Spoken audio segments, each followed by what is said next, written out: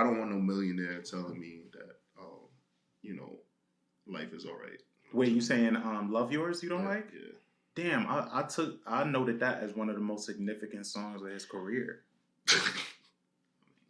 Yeah, I think it's a huge part of his message in this second act of his career. I mean, I get it. I just don't want him telling me that shit.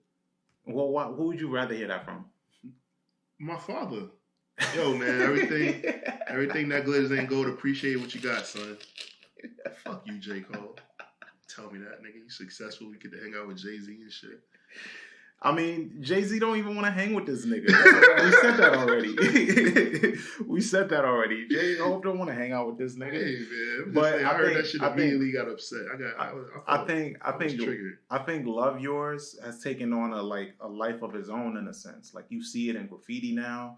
You see it everywhere. And they style it. They say it the same way. They write it the same way as he styled it. He talks about beauty in the struggle. I think it's one of those don't kill the messenger type songs because the message is there. Oh, I definitely killed the messenger. The message is there. Funny, and the funny thing.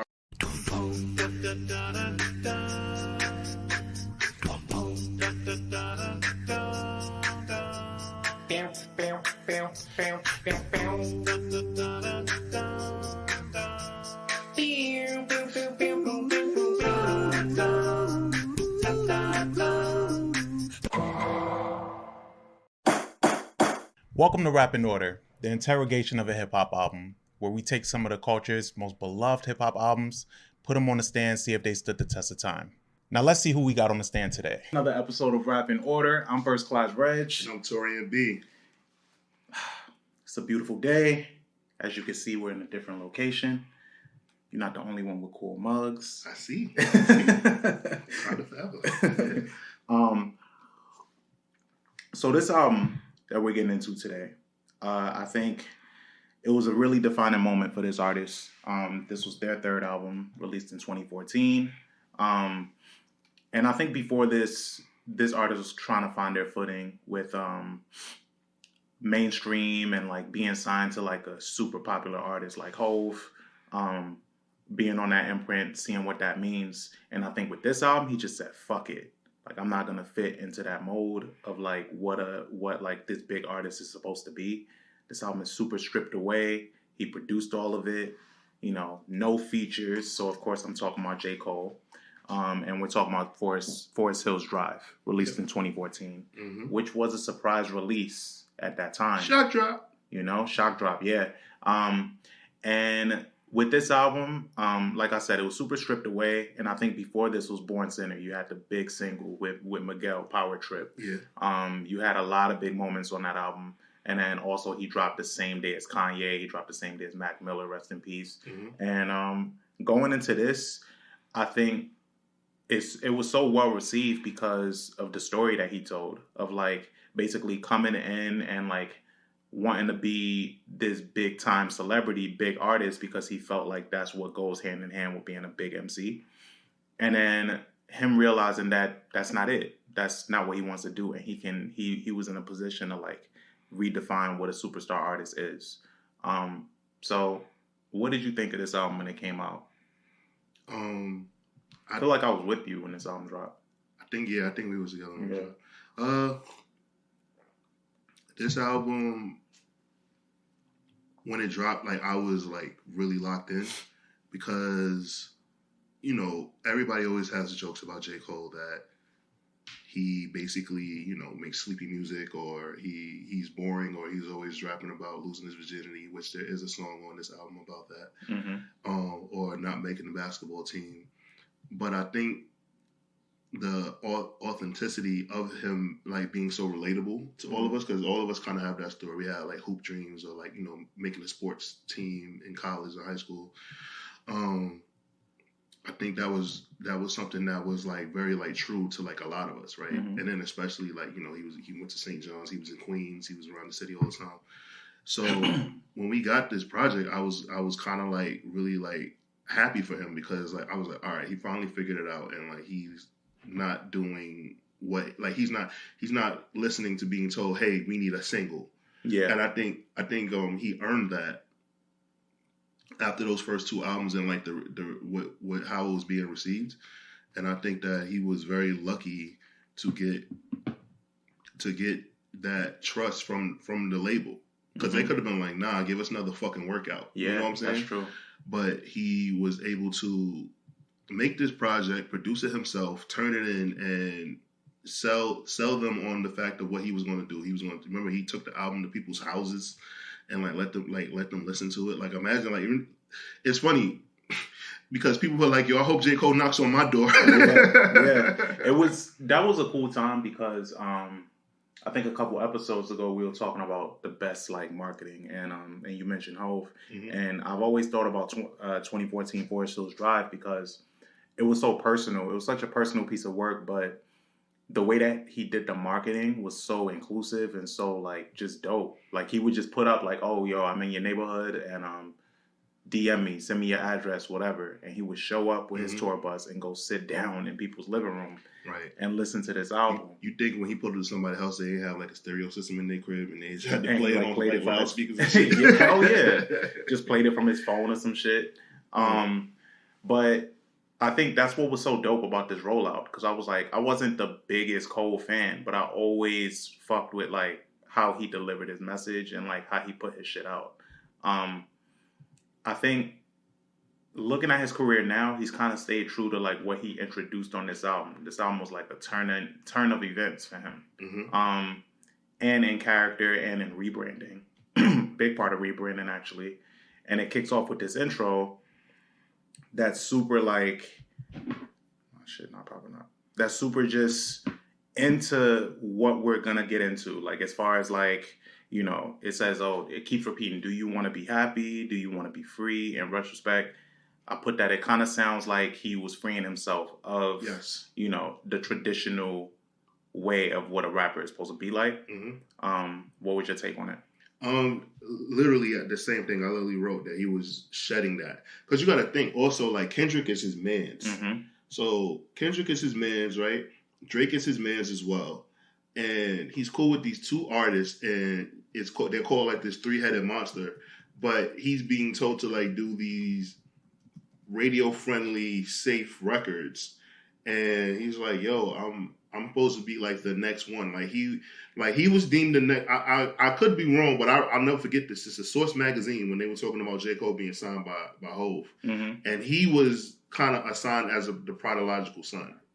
Like I know a lot of people were like high on Kendrick. A lot of people were high on Drake, but a lot of people weren't taking at that point, ladies and gentlemen. At that point, we know what the outcome was. But J. Cole was supposed to be the one. He was Neo, and I think that he saw that, and I think he really like hit a crossroads, and he was just like, fuck it, like. And I think you could tell because remember that one year at the BET Awards, and he showed up and had the same outfit as French Montana. Oh yeah.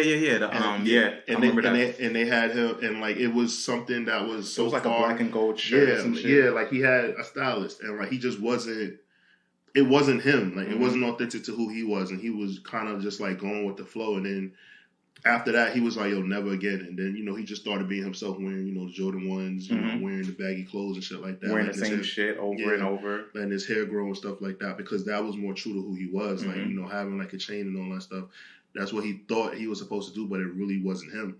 And this album kind of like let it be known like what he was where he was going next. Yeah. And I think that it kind of like saves his career because, I saw him live twice. So I saw him at Santos Party House when he performed, and that was industry J. Cole. And it was good because he has his fan base and he has his followers. But then I saw him with you at South by Southwest. And it was like a completely different person as far as like stage presence, confidence, the control that he had over the crowd, the way everybody was reacting to him. Obviously, it was in a different state. In New York, everybody's, too fucking good to like cheer and shit. Too fucking cool, yeah. But what I'm saying is just that like you could tell the difference. And like the energy in there was crazy because I remember I even had like a joke in my head like, damn man, is this going to be like a snooze fest? And like, no, it was actually like a really, really great show. And I want to say that was like one of the last shows that we saw before we left that trip. I think so too. Because he closed it out. He closed out that venue. I think it was I forget the name of the venue, but yeah, you're right. Because then after that, we went to go see like Erykah Badu and like Kehlani and all of them. And that was the official closeout of that venue, right? Because that was like the end. I think it's called ATX or something. Like that. Yeah. But yeah, you bring up a good point, and which kind of leads into, because that show was kind of the quote unquote rebirth, you could say, of J. Cole, because it was like a completely different person from what you saw before. And then this kind of led into January 28th, which is, that's his birthday, but then it's also Rakim's birthday. So like him tying in at the end, like, oh, like you might be the God MC. You're not the God MC. You're not Rakim. Like you wasn't born the 28th. Like, so he tied that in. And then also just like for him to kick off the intro, basically saying, do you want to be happy and just free yourself from these things? And then to just basically going into the song that's like his birth date, I thought was super symbolic of like what he was trying to do. Of course. And then, like what is he saying? Don't let him take your soul. Like he basically is telling you like, yo, I almost went there, y'all, but I figured this shit out. I bounced these motherfuckers off. I made a song with Trey Songz, y'all. So I just think that it's just like a testament, and it's like a shedding of like skin that wasn't his, and I really thought that what he was able to do with that was kind of telling like where he was at, and it also makes me like wonder. All right, somebody that's a music executive like Hov, right? Like, how does that happen? How does he allow that to happen? Well, which part? Okay, how does he allow an artist as talented as J. Cole, right, to kind of like be pigeonholed into? Basically, they try to turn him into somebody like a Tyga. Or, I see what you mean. I see what you mean. Tyga, Flow Rider, kind of, just, hey, make hits. We know you can rap, but like just give us some hit songs, some radio records. And the funny thing is, J. Cole's very good at making like typical radio records. Like he Workout still gets played till this day. Yeah, I never really liked it though. But he's good at it. He's good at it. There's an audience. Yeah, you get what I'm saying. Like, it's not like he can't do it, but it's just that like he's too talented to allow this. So how does somebody like Jay-Z, like, how everybody says like, yo, Jay-Z's not involved enough and everything like that. And I don't even think that's the case. Do you just think that Jay was just like kind of like being industry Hov? I think it kind of is the case with J. Cole, because they have like I've always wondered why.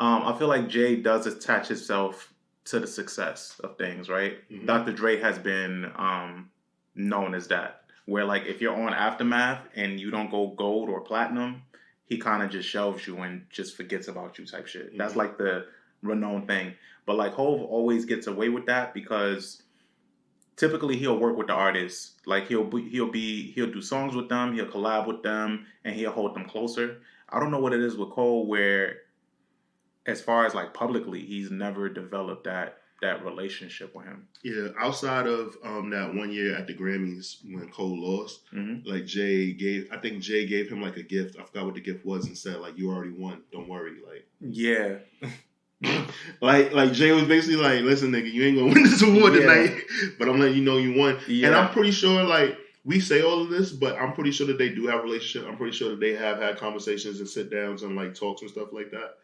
But yeah, he's very hands off with him. Yeah, it just and maybe that's a good thing because he might have learned his lesson from what he did with Bleak, what he did with the Young Guns and Petey Crack. Like that's true too. Beans, but I would at the very least I would have liked him to have a relationship like how he has with Ross or like with Jeezy. Well, I guess there's that respect level, and then every now and then we get the treat of hearing a song with them. Well, I think now, right, at this point in time, they are more likely to make a record together because of Jay's maturation and his maturation. That's true. I think at one point, like obviously Ross and Jeezy, that's a no-brainer for Hov. Yeah. Like, you know what I'm saying? Like he don't even got to think about it. Drake, he makes introspective records like Everybody's Against Me, and that kind of works for him too. And then him getting on the song with Kendrick like is some super duper lyrical shit. I think that the introspective that Cole has, I don't think Jay could have found a pocket for it back then. Is it now that they both got locks? Now it's probably gonna work. Yeah, they Locks brothers now, so that's one, right? And I just think that now what Jay is trying, like, we're not what Jay is at in life. Basically, like, it fits Hove's narrative now to work with him. Like that, like, you know what I'm saying? Like, Jay's supposed to be anti the system and all of that shit, independence, kind of being a free flowing guy. Like, even like the way Jay dresses now, it kind of looks like, I ain't gonna lie, Jay kind of biting Cole style just at a higher level. Yeah, just with billionaire money. Yeah, at a higher level. Yeah, it looks like don't nothing but silk touch Hov. Yeah, because Jay is never gonna look like he didn't shower. Yeah, but Cole is true to this. Yeah, that nigga, he ain't new to this. That nigga gonna roll out of bed and just be like, "Oh, where y'all at today? All right, I'll be there in 5 minutes." It's like, wait, 5 minutes? Yeah, J. Cole still wears basketball shorts on his pants. Yeah, that ready to hoop at all times. Yeah, that's him. Cole. That's him. His manager the other day actually said, like, yo, Cole don't never come outside, but he asked me where Ari was tonight, and he just popped up. He popped up in London. Right, she was in London. Imagine like it was like the same day, and I think he just caught a jet. Yeah, right. He just popped up. It's like, all right, yeah, I'm gonna surprise her. Don't tell her I'm coming. It's like that nigga just gets up, and I think that's what the foil of this album. That's why this is so important in his catalog and for J. Cole fans, because what he is now was all the makings of this album. Like, everything that we got in this album was what we have now. Yeah. Did you ever hear that the reason why this album has no features and he produced every track? Well, no, not specifically. I had a guess, but why? It was to get to own this album. Oh. So he did everything like that, so he wouldn't have to owe the label anything. Like, and he bet on himself. He was like, it's only going to be me. Like, obviously, like, he had backup singers and stuff like that, but like, it's only him.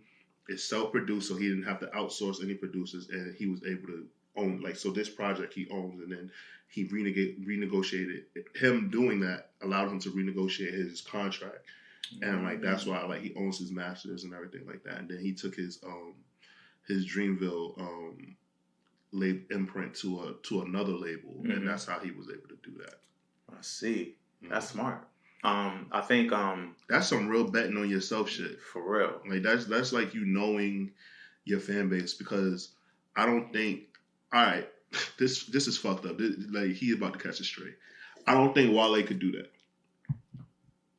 Well, why? So I agree with you, but I don't think the reason why I agree, because I don't think Wale hasn't shown an executive side. He hasn't shown like a label type situation. So like you said with Dreamville, Wale don't have artists under him. He does. No, actually he does. He has artists under him. He has it's called Blue Moon. That's his shit? Yeah, that's his shit. But he has artists. Remember, again, at South by Southwest, he had motherfuckers open for him. They just didn't go nowhere. Oh, every Blue Moon. Mm-hmm. Okay. Under a Blue Moon. Yeah. Okay. Yeah. So he has it. It just didn't. His artists just didn't take off. You know how Cole's artists took off. Like, Cole he really, like, I think that's an attribute to his team. Yeah. And like having the ears to the streets. But yeah.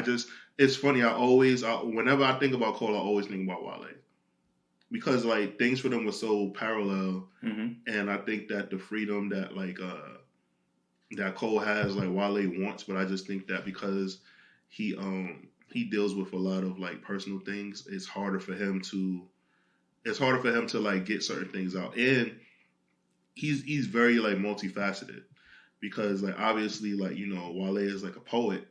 But at the same time, like, he's he's a street dude, like not like a gangster, but like, you know what I'm saying? Like, he's outside. So I think that like he battles with finding that medium, and I think if he just leaned into one and didn't give a fuck about what people said, I think it would just make a huge difference for him. Yeah, and I think him decreasing. Well, he hasn't really been online actually in the past few months. Like he hasn't. His presence online has really dwindled. I'll be honest with you. I don't think I've heard from Wale online since the pandemic. You might be right with that. And I went to his page recently. His main photo on Instagram is just black. And anytime people do that shit, I'm just like, all right, they going through something or they got something coming up. It's one of the two. Yeah, I'm pretty sure he has a project on the way. I mean, the last thing that I saw obviously was Wale Mania because for wrestling, like he's a huge wrestling fan. So in the wrestling community, like I see him doing stuff, but I don't hear him talk about anything. Yeah. But for this album, so Born Center was before this, right? And like I said, Born Center had the Miguel single. It was really big. It was a big thing for him. It had Crooked Smile, Forbidden Fruit, the She Knows record, which were all like really big on radio. And then you get to this. This actually does have big radio songs, but I'm trying to think about like, what do you think? You think Cole was like at a party or some shit and just saw things going down and was like, "Yo, yeah, nah, that's not for me." Like, how did he realize that? He always has that look on his face. Yeah. I could tell you right now. I was at a club. It was called Firefly, and he came through and Ibrahim. I met Ibrahim, his manager, a couple times, so I know Ibrahim, and we was in the club, and like I remember I was in my section, like I looked at him, and you know how like he has like those eyes. Yeah, he's just looking, and like you could tell like he did not want to be there. Like he was just like out. Like I don't think he minded going like after hours places, but like being at a club, he was not with that shit. Like he was just standing there with like a straight face, like people talking to him, like he's saying what's up and everything. Because a lot of the club promoters that I worked with, shout out to Jump Shot Jay, shout out to Gayson, they all were like from Queens. Like I think Jump Shot Jay went to St. John's, if I'm not mistaken. So like they all had that relationship. So like they came out for them, but like Cole is not enjoying himself. He does not have a good time. It's something really cool about, well, later on now it's become like a trend, but I think Cole is really living authentic. But now it's like a trend for these artists to be super recluse. Like you don't really see them, and then so when you see them, it kind of heightens it being a moment. It's just like, oh shit, yeah, there go Kendrick. Kendrick is here. That means music is coming. So now he's just one of those artists, and it's just crazy because I don't know how to take that. I don't know how to take that, because then now I feel like when they do something, it's like the bare minimum, and it's a success story. I guess I don't know. I guess because like it used to be like that. It used to be like that where like artists would put out a project, they go on tour or whatever like that, they would work that record, and then we would have seen them for a while. They come out maybe 2 years later, 18 months later. And I think now we get everything in our hands so much. That's true. I guess we become spoiled. Yeah, we spoiled. Like we get a lot, right? But I think that for somebody like Cole, like I'm okay with the time that he takes, because I know that like he's actually like working on things. Like he has artists that he's genuinely like working with. He has, I think he's playing basketball. Like he's playing basketball. He's doing things in his city.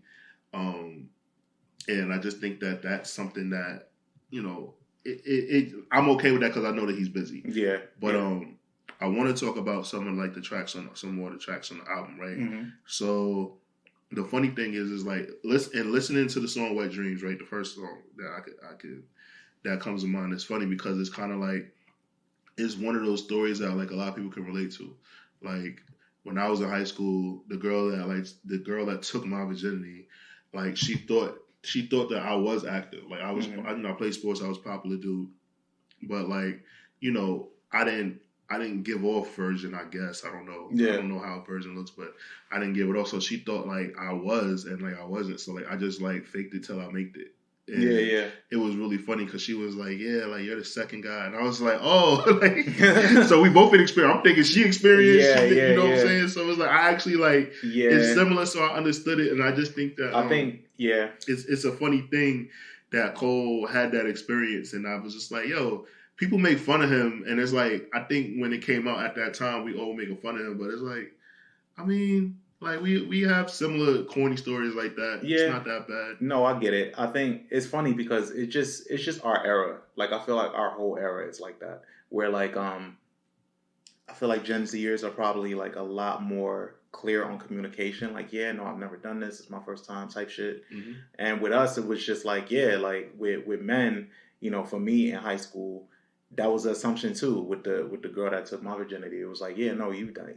Like we doing this. And then afterwards, it was like a whole clarification thing. Like, all right, well, oh shit, that was both our first time. Mm-hmm. Like, you know, so it's just one of those things that need to be talked about more. Yeah. But for the song, I don't know if I really like the song that much. And the video was like with the dogs. I don't remember the video at all. Yeah, the videos with the dogs. And it's like, this is actually one of my songs on this album that I don't really care for. But it picks back up for like 03 Adolescence. You want to know what's funny? Yeah. I'm cool with the first 8 songs on the album. Like okay. It starts getting weird after no role models. Oh yeah. Okay. Oh, so you don't like Hello? Hell no. Yeah, Hello is a terrible Drake impression. Yeah, he's singing on there. You know, if he wasn't so hell-bent on not having features, he probably would have had Drake on here. Yo, bro, he could have just got Miguel. Like, Miguel they had the same management. They both were managed by Mark Pitts. Mm-hmm. They, at that time, like, I just felt like, all right, so another thing, right? A parallel album to me is Nothing Was the Same in Forest Hills Drive. Both their third projects, right? Mm-hmm. Both were like huge turning points for them in their career. And they both kind of like solidified, like Drake really took, because Nothing Was the Same came out before this album.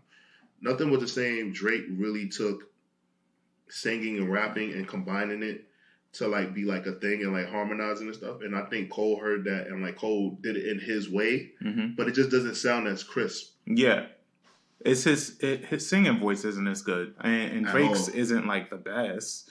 But, you know, we've come to, like, really know and love Drake's because we've been hearing it his whole career. Mm-hmm. It's not something that he, you know, and we've heard it get better.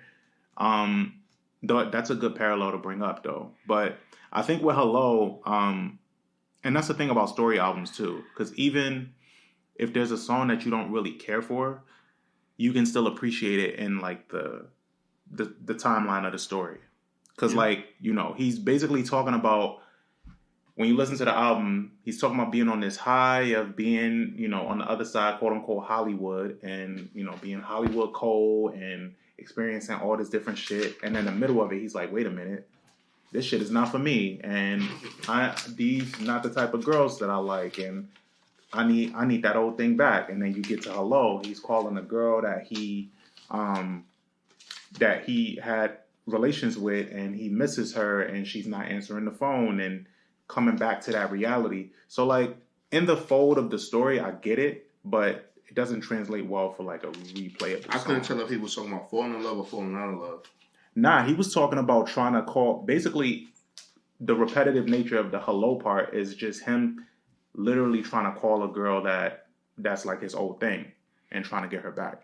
Oh, Shorty in Fayetteville. Yeah. Yeah, man. Nah, it wasn't going to work for you, Cole. Mm-hmm.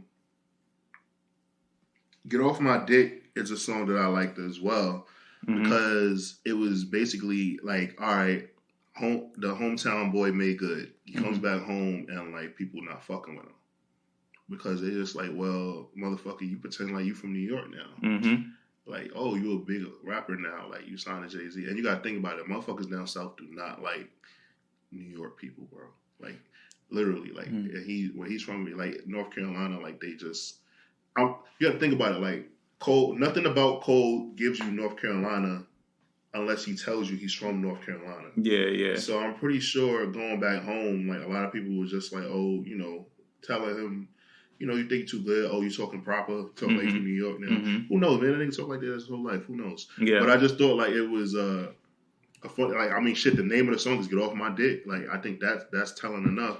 But, like, I was just really, like, pulled in because I was just like, wow, I didn't think he was having those problems. I didn't think like, you know, somebody like Cole would have problems like going home and like dealing with that shit. But like, that's a real thing. Like, think about it. It's like the Chris Rock joke. Like, a dude come home from jail, like he get celebrated. Oh man, he get a cookout. A nigga come home from college and they be like, man, can you whoop my ass? Like, you know what I'm saying? They just give you a hard time. So like, think about it. He left, went to college. He didn't finish college, but like he went to college, lived in New York. Then he becomes a famous rapper. Comes back home, nothing but hate. I think, I guess that's like a way, that's the toxic way in the black community to try to see if somebody is still themselves at their core. So like when you throwing hate at them, I think some people might be doing it. Like I think about like, you saw Roscoe Jenkins? Yeah, of course. So remember like when, that, yeah. So remember when he makes it, Martin makes it, obviously, he gets a girl, he goes back, but his family's still treating him the same. And to him, he's above that. To him, he's like further than that. And I think in some cases, and in hip hop related too, these artists make it, but then, you know, their head might get too big. They go back and then you got people that still know them as the old them and that they're not that person no more. So we see that in different ways. I think in this situation, yeah, like niggas was like legit hating. But then in other situations, it's just like, well, nah, we trying to, don't forget where you from, nigga. It's one of those, just like a little check. Yeah. Like a, you know. What are some other standouts for you? All right, I know there's... apparently tells me that this nigga's a piece of shit and a horrible human being. That what? Apparently. Oh, apparently. Okay. He raps about basically his mother getting evicted from their home and he's in New York fucking bitches. Oh, yeah. And he apologizes for it, but then continues to keep rapping. Nah, nigga, I need more explanation. Yeah. Apparently. Nah, bro. And then what about Fire Squad, of course? Fire Squad actually is Fire Squad is favorite. Hard. It's in my top 3 of the records on the album. Fire Squad, A Tale of Two Cities, and Fire Squad, Tale of Two Cities, and No Role Models are 3 of my favorite songs. Yeah, I think with Fire Squad, obviously with that third verse where you get into the white privilege of these rappers, and this was coming off the heels of like a couple years before that where Kendrick lost to Macklemore when he lost the Grammy. So he talks about that. He talks about Iggy. He talks about Eminem, and he just talks about privilege overall. But then he goes like, "Oh, I'm just playing."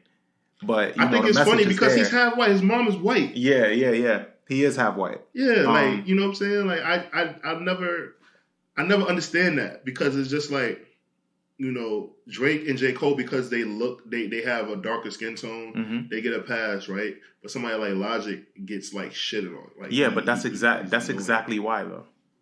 Because Logic, I mean, white. Even though you look white, you're white passing. His dad is a crackhead, and he's always talking about how his dad was a drug addict. But that's his, I don't know. Man. That's his story. But it's unfortunate. But it's just like, well, yeah, nigga, that's your cards. Like, I don't want to hear you. I don't want to.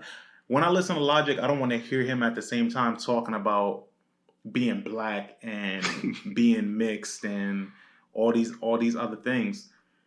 You don't have to make it part of your message all the time. I mean, that's his story. Yeah. Are there any songs in this album that you don't like? Yeah. Like I said, Wet Dreams. I don't really like Wet Dreams. Hello. I don't really like. And probably Saint Tropez too. Damn. So for me, it's Note to Self, Hello, Apparently, He's a Bad Son, and Love Yours. I don't want no millionaire telling me that, you know, life is all right. Wait, you saying Love Yours you don't like? Yeah. Damn, I noted that as one of the most significant songs of his career. Yeah, I think it's a huge part of his message in this second act of his career. I mean, I get it. I just don't want him telling me that shit. Well, who would you rather hear that from? My father. Yo, man, everything that glitters ain't gold. Appreciate what you got, son. Fuck you, J. Cole. Tell me that, nigga. You successful. We get to hang out with Jay-Z and shit. I mean, Jay-Z don't even want to hang with this nigga. We said that already. We said that already. Jay Hope don't want to hang out with this nigga. Hey man, but I heard that shit immediately got upset. I think Love Yours has taken on a life of its own in a sense. Like you see it in graffiti now. You see it everywhere, and they style it. They say it the same way. They write it the same way as he styled it. He talks about beauty in the struggle. I think it's one of those "Don't Kill the Messenger" type songs because the message is there. Oh, I definitely killed the messenger.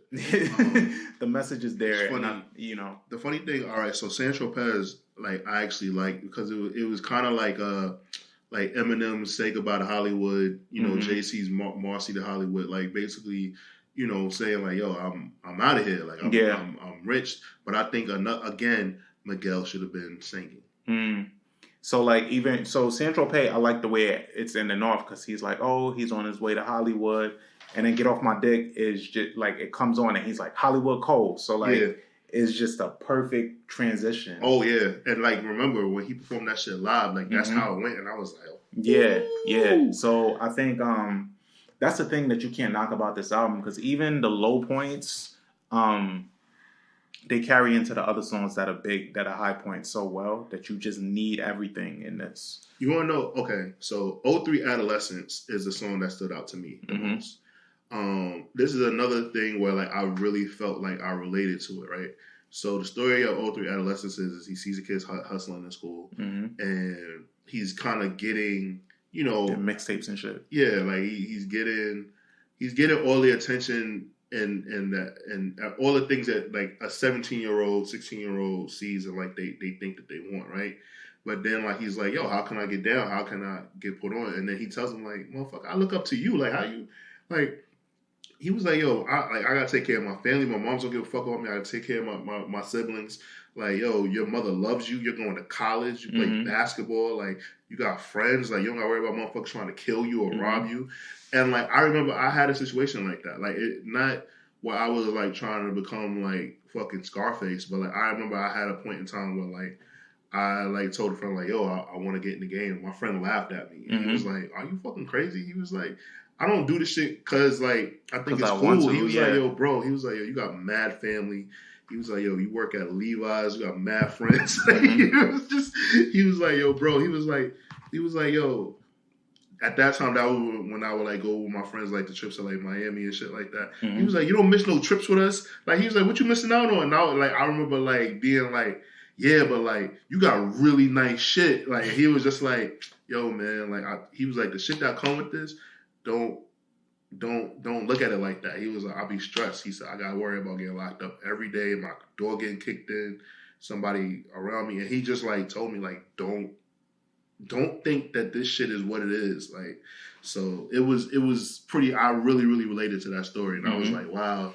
All right. And till this day, he'd be saying that shit. He'd be like, yo, in a good way, I envy you. And I just be I get it now because he's one of my best friends, but he'd be like, yo, man, you just got, your shit is carefree. He was like, yo, people around you, they're around you because they love you. He was like, I got a lot of money. He said, so I always got to question this. He's like, girls, all that shit. Why are these people around me? So that song really spoke to me because I was like, oh shit. Okay. Cole is really good at that. He's good at capturing those time frames because we're in the same age group. So all that shit he be talking about, I really get. One of my favorite pictures of Cole was a promo photo. And I think he's he has a basketball in his hand. He's in his room and he's kind of just laying back. And he's shooting the ball up in the air, catching it, and you see basketball posters on his walls, and it's just yo, that's literally everybody's life.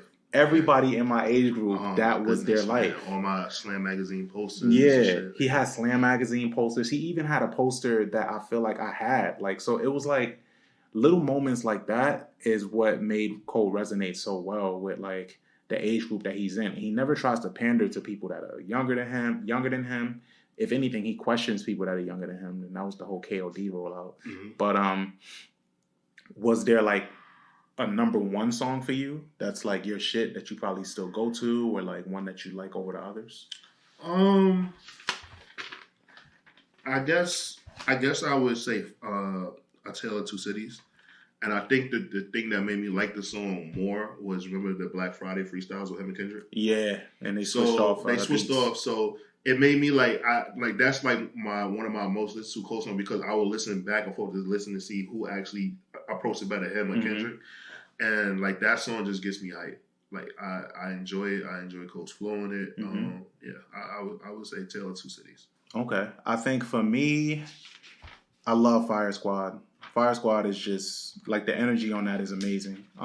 It is, and like for it to be dead smack in the middle of the album was perfect placement because of how hard he's going. Like he's rapping up until that point just about like trying to find his way. And isn't it crazy? Like it's called Fire Squad and he's dissing white rappers. Yeah, right. So like he's trying to find his way, but then on Fire Squad he's just like, yeah, like no, I'm that nigga. And he's questioning everything. Like he's questioning everything in that third verse, even up until that point. Like, and the beat is just amazing. So that's my biggest highlight on the album. What about for ratings, or did you have anything else to add before ratings? No, I don't. Okay. So for ratings, I give this album a 4 out of 5 waffles. Okay. When this album came out, I was like, oh my God, this is Cole's best project, and like I even think I tried to call it a classic. And now, he's put out more projects, and now like I've scaled it back, ladies and gentlemen. But 4 out of 5 waffles is still really great rating, and I think even Cole would agree with that, like because he wasn't fully evolved yet. He was in the evolving place or whatever. Like that's true. He was still Pikachu. He wasn't Raichu. That's a good assessment. I think for me, I would also give it a 4. Give it a 4 out of 5. This was way more enjoyable to revisit rather than I thought it would be initially. When it came out, I liked it, but it was very surface level. So like this time when I was listening again, I listened with more intent because over the years since it dropped, I go to certain songs that I like and I just listen to those. But then this time now, just listening again as a full project is much more enjoyable because you know the other side of it. You know how Cole ended up. You know where he's at now. We don't know where he's going yet, but we kind of have an idea. And this was like the blueprint of that. This was like no relation to Hov, obviously. This was like the makings of where he is now. This was the groundwork. So yeah, 4 out of 5. It's an essential piece in J. Cole's catalog for sure. But as always, we encourage you guys to have a listen for yourselves. When you do the ratings for yourself and for us, don't just give the rating for how you remember the album. Do a revisit. See how you feel about it now. I agree. Yeah. And rate, subscribe. Let us know what you think. I'm First Class Regg. I'm Taurian B. We're out of here. Catch you guys next time. Peace. Dun dun.